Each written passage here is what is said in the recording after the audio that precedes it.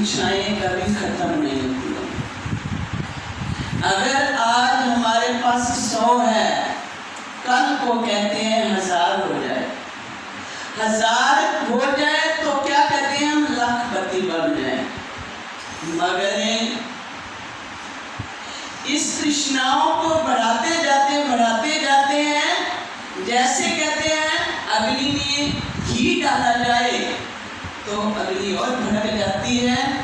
इसी तरह से एक इच्छा पूर्ण होती है, भगवान कर देते हैं तो दूसरी की तमन्ना हो जाती है कि मेरी दूसरी भी तमन्ना पूरी हो जाए, मेरी दूसरी आशा पूरी हो जाए।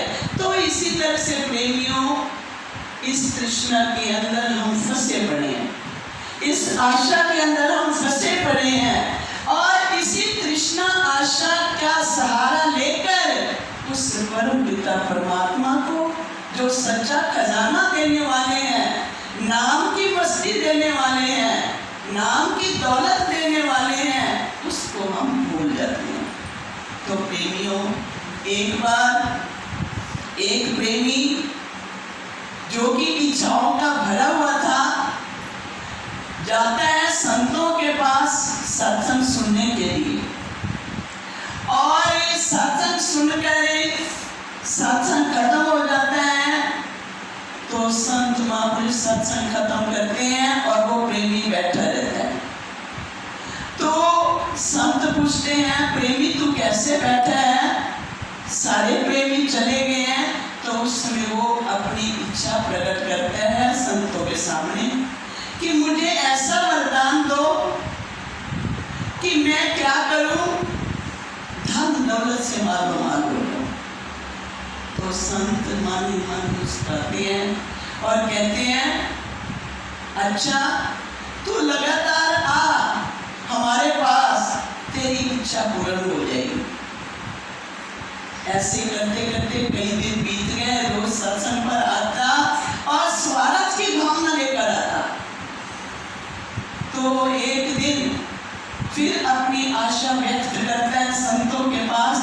तो संत क्या कहते हैं, ये हम तुमको 4 मोमबत्ती दे रहे हैं, इसको लेकर जाओ। एक मोमबत्ती पूर्व दिशा की तरफ ले जाना रात के समय और जलाना, जहां पर वो बुझ जाए वहां पर जमीन खोद लेना। ऐसे करते करते ये 4 मोमबत्ती ले जाना, चारों दिशों के अंदर जलाकर ले जाना। तो वो प्रेमी 4 मोमबत्ती लेकर चला जाता है।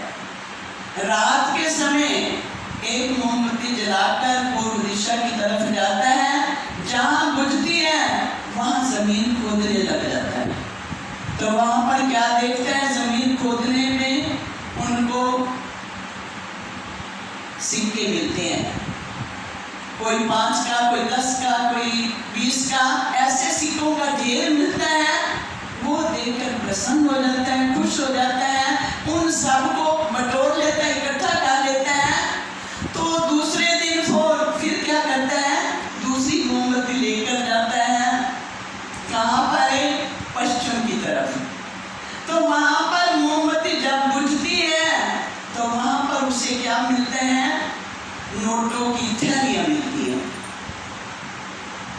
अब उसको भी उठाकर चला जाता है, क्योंकि मन के अंदर तृष्णा थी धन दौलत प्राप्त करने के लिए। तो नोटों की थैलियों को लेकर चला जाता है।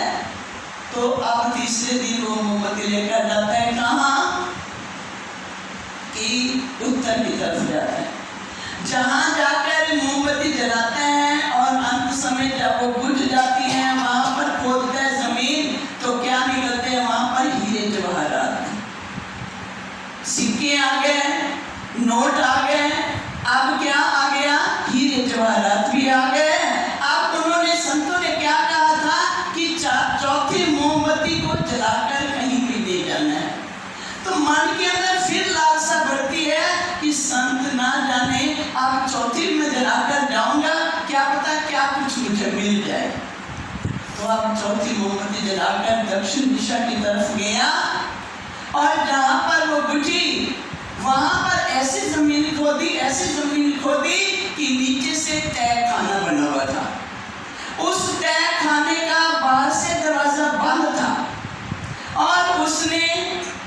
दरवाजे को खोला, हो सकता है कि अंदर क्या कुछ मिल जाएगा, सोना मिलेगा, क्या मिलेगा, ये सोचा। मगर जैसे ही उसने दरवाजा खोला तो क्या देखता है कि एक इंसान अंदर ढका पड़ा है। तो जैसे ही वो दरवाजा खुला तो अंदर वाला बाहर आ जाता है और बाहर वाला अंदर रह जाता है। तो जो अंदर वाला पहले था उसने क्या किया कि बाहर से वो कुंडी लगा दी और क्या किया, वो कहता है कि तू दरवाजा बंद करके जा रहा है, मैं कैसे बाहर आऊंगा।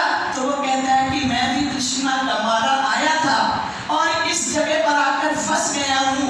अब तेरे से बढ़कर और कोई आएगा जो तेरे को यहाँ से निकालेगा। तो वहां पर वो फंस गया, अपने भगवान को याद करता है, उस सर्वशक्तिमान को मन ही मन उनसे माफी मांगता है, क्षमा मांगता है। मगर कहते हैं समय पर वो समय बीत गया तो क्या होगा, कुछ भी नहीं हो सकता। तो इसी तरह से आशा तृष्णा के अंदर फंसा हुआ जीव कभी भी शांति प्राप्त नहीं कर सकता।